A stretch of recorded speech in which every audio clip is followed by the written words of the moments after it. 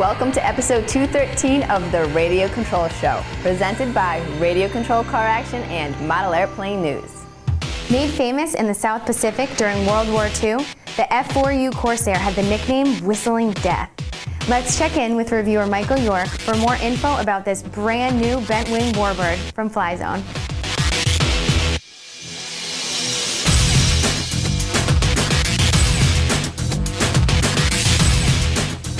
Absolutely love these new foamies. I mean, when you look at this plane, a little bit of weathering, and you're looking yourself at a very, very nice looking model. Lends itself well to weathering. Very scale landing gear. You'll see that in the video. Front end, you've got a dummy motor covering up the actual motor itself, a 950 kV motor.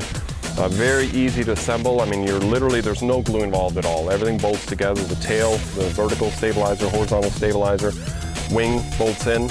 Retracts are already installed. You're looking at maybe, I would say realistically, about 10 minutes of assembly time to get this plane ready to go.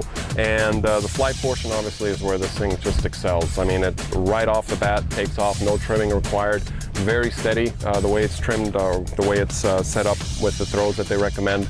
And just a blast to fly.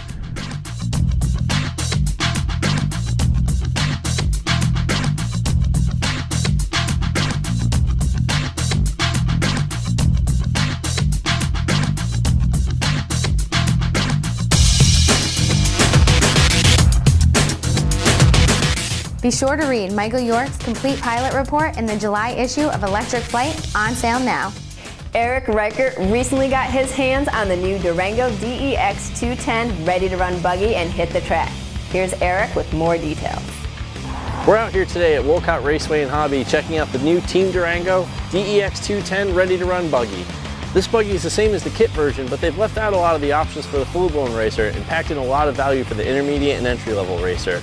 You'll notice that it's got a new cab forward body. This body is available in red or in blue, so you can have your choice of which color scheme you want. It also includes tires that are a little bit harder compound, but they're great for running on the track, in your driveway, in your backyard, or wherever, and I'm sure they'll last a long time. The biggest value, however, is the electronics that come with this buggy. It includes a 2.4 gigahertz radio system, along with a Speed Passion 13.5 brushless system.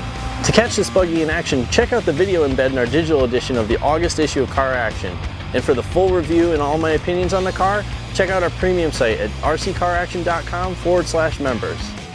RCX, the Ultimate RC Expo, is this weekend at the Long Beach Convention Center.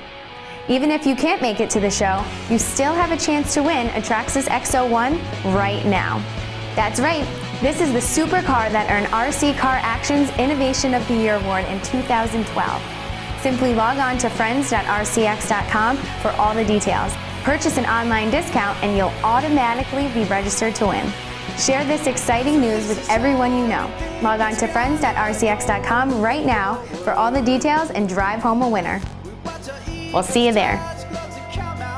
Here's a great tip for adding hinges to your giant scale airplane. Let's check in with Gary Yarich to see how it's done. Thanks, Hope. When we build giant scale airplanes, the most important thing that we have to do is install our hinges properly.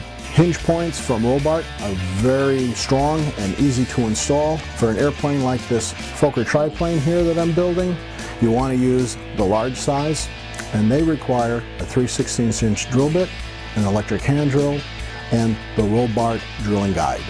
Place the two control surfaces on top of each other and use a pencil to mark the hinge location on the mating edges. For this airplane, we'll be installing 4 hinges per control surface. Next, place the self-centering guide over the pencil mark. Insert the drill and press it firmly into the wood. Be sure to keep the bit square to the edge while drilling the hole. Use a medium drill speed and don't force the bit into the wood. Let it do all the work. To form a tight, neat hinge line between the control surfaces, use a moto tool and a round bit to form a half-round pocket at each hinge. This provides clearance for the hinge knuckles and minimizes the space between the control surfaces.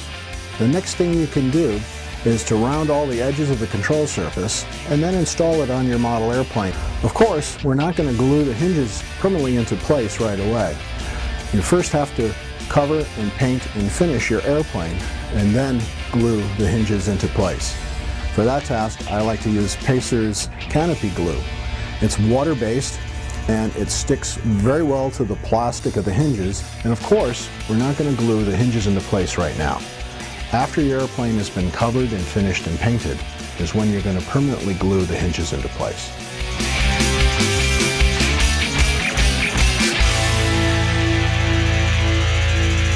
This week's Reader's Ride comes to us from Anthony Santoi from Montreal. Anthony's Tamiya Ford F350 high lift is decked out with a Futaba radio system, Traxxas speed control, and Proline racing tires on Integy wheels. He custom built the hitch and trailer out of aluminum and finished it off with a wood bed. Nice rig, Anthony.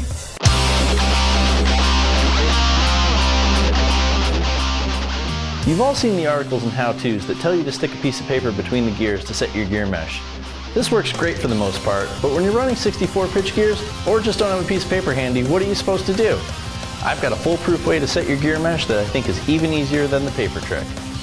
When you install both motor screws, you'll notice that there's a little bit of play where you can tip the motor back and forth. We're going to use this to our advantage. Start by moving the pinion gear against the spur, but do it so that the motor leans forward at the top, and tighten up the bottom screw.